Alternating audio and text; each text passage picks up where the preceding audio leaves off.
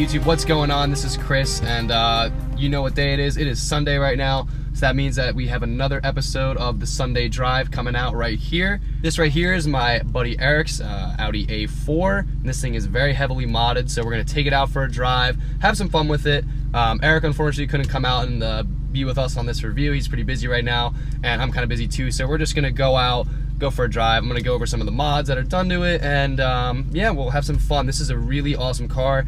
I'm pretty sure it's making 330 all-wheel horsepower. It's got a K04 turbo with like meth injection. Thing is crazy. It sounds insane. So without further ado, I'll skip all this BS intro stuff. Let's go take it out for a drive and have some fun. All right, guys. So first thing I want to mention is that this is a B8 A4, a B8 generation, and it is the 2.0T, not the 3.2 V6.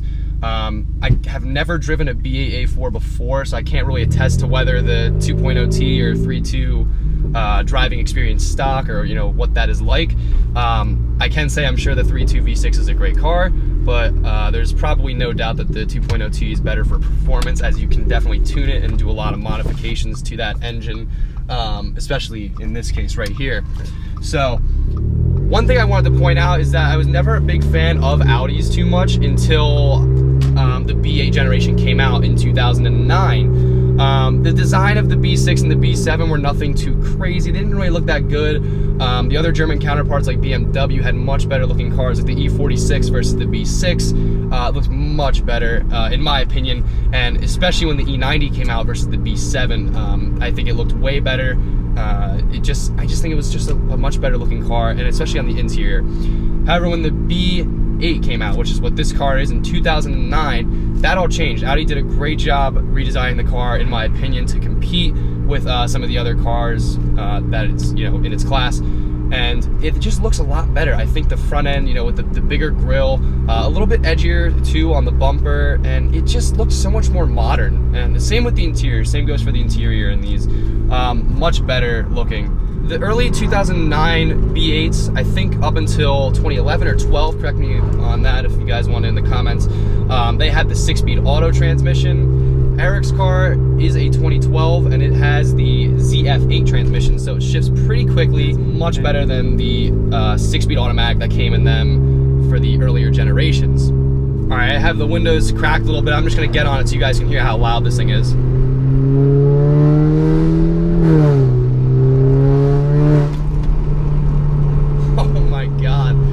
Sounds insane.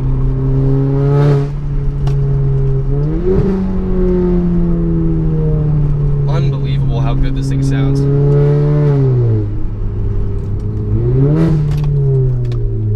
Oh my god. Insane.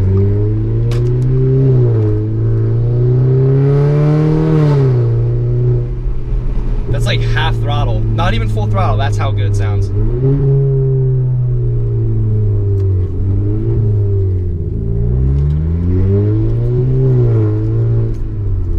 Alright, so Eric has left me with a mod list to sort of go over with you guys here.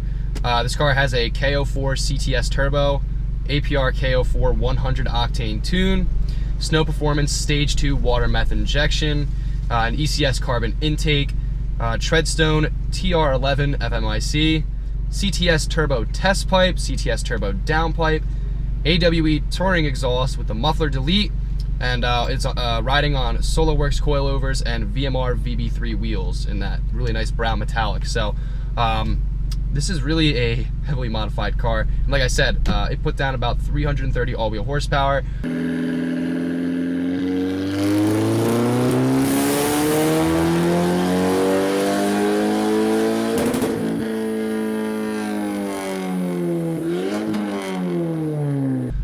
I know at one point it was the fastest B8 A4 in the world.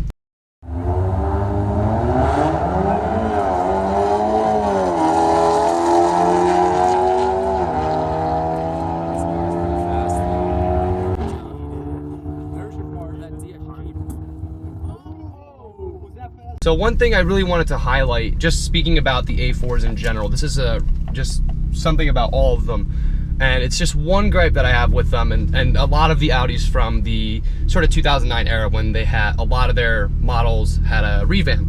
in 2009, a lot of them had very similar interiors, the same navigation and technology interface, and at the time it was very good. It was a good setup. It worked well, competed well with the other competition, and the only problem with it is it wasn't really updated for a long time. So as it aged very quickly, as cars and technology upgraded very quickly throughout the years. So the problem is, you can buy a car like this now for a good price, but the media interface is pretty bad. For being a 2012 car, it's not really the best, not the most intuitive. However, that being said, it's not anything to hold you back from purchasing one of these. You can still easily connect your phone and use the Bluetooth for your audio and use the phone as a GPS. But that's just the one thing I've noticed. I was even in a 2014 RS5 Cabriolet at one point, and my God, the interface and the whole way you operate with the system was just pretty bad. So, and that's a 3-year-old car now that people are buying for $60,000-$70,000, and it had a sticker of like $120. So just something I wanted to point out. So anyhow, that's my only gripe with these cars. I think they're great. I love this thing a lot, especially being with having all these modifications done. It's a really fun car to drive. So let's take it out to a nice road, open it up a little bit, have some fun, and really do what this car was built to do. Drive a little bit fast and have a little bit of fun doing that. So one thing I will say, if anyone's considering doing this exhaust upgrade, sounds phenomenal, sounds incredible, but it's very loud. It's extremely loud. I can hear Eric whenever he is like driving on the main street, which is a decent bit away from our apartment complex, and I can literally just hear him approaching our apartments as he comes back. So it's just insane how loud this thing is. But if you're someone who doesn't really give a shit, go for it. It sounds unbelievably good.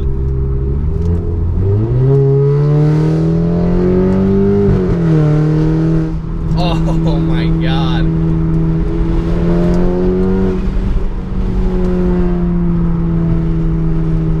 Right at there's an RPM a little bit down low where it actually sounds like a very muscular 4-cylinder. It just has this growl. And then up high, it sort of gets that your standard sort of 4-cylinder noise out of it. But damn, oh, that sounds so good. All right, let's go ahead and do a pull here.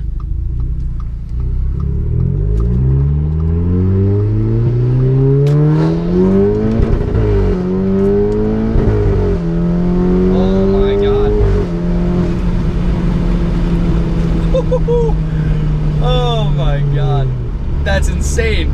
That is insane. This is I can't stop smiling.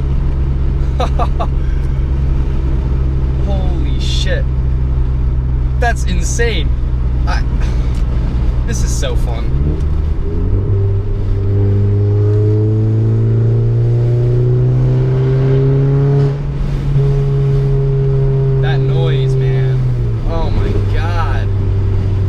So one thing you may have noticed, this car does have some S4 interior bits. It has S4 for the door cards, S4 seats, S4 steering wheel. I love the steering wheel. These are not the stock paddles on here. They're add-ons, but they are really nice. You can pretty much shift from all angles of the steering wheel. They feel good in the hand, and the steering wheel always feels great. I mean, the Audi S Sport steering wheels are awesome. They look great. It's flat bottom too, gives it that sort of sporty look. Very nice, very nice. And the seats are extremely comfortable too. These are black leather with the Alcantara inserts. Super comfortable. I mean, you could go on a nice long road trip and have no issue. All right, so being that this is the ZF8 transmission, it doesn't shift amazingly, but it shifts pretty quick. So here we go, I'm gonna say shift when I shift. Shift, and there it goes. Shift, there it goes. So I think how the ZF8 works is it almost is better when it's under load. It shifts a little bit quicker than when you're taking it easy. The ZF8 transmission is definitely a lot better than the 6-speed automatic that came in these cars originally, and a lot of the older automatics that are out there. It's a very smooth transmission as well, so very, very nice. That's why you see it in a lot of high-end cars. They shift really smooth, and being that they're 8-speed too, helps a lot with fuel efficiency. All right, I'll try doing another pull here in a second.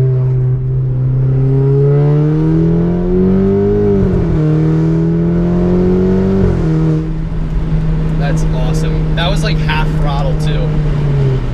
Sounds so good, man. So good.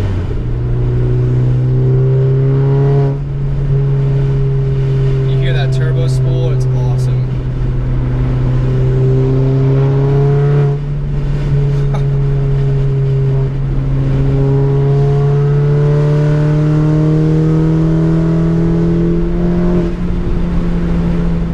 What's really good about this car too is the steering is great. You know, just the slightest bit of input you give it and it's already, I think one of the best things about these A4s is that you have, you know, a very comfortable luxury sedan. There's a great mod market out there for performance parts, as you can see with this car, and it really just kind of, the car can transform instantly. I mean, you can cruise this car really comfortably, have that sporty feel that you want, and just downshift, and all of a sudden, like, you're just screaming down the road, and it's just amazing. I love that. Here's a nice turn coming up. Hugs through really nice.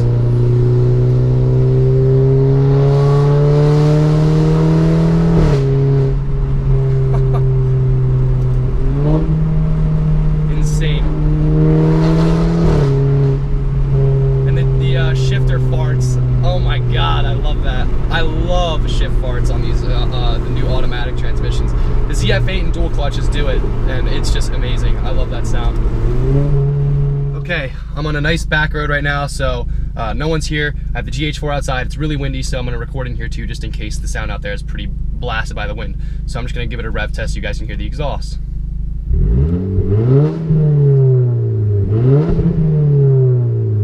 Nice.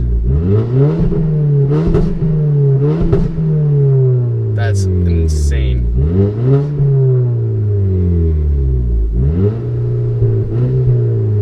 Sounds perfect.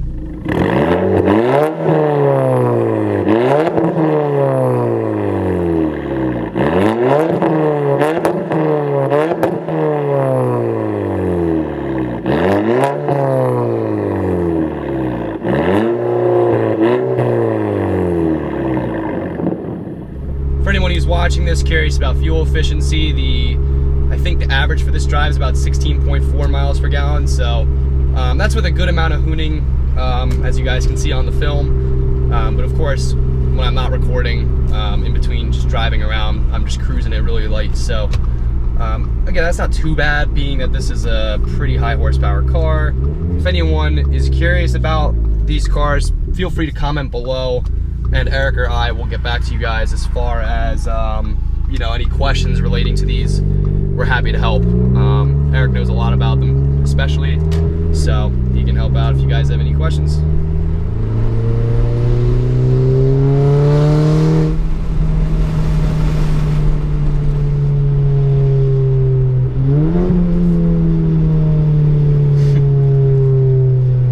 Every time I drive boosted 4-cylinder cars, man, so fun, so much fun.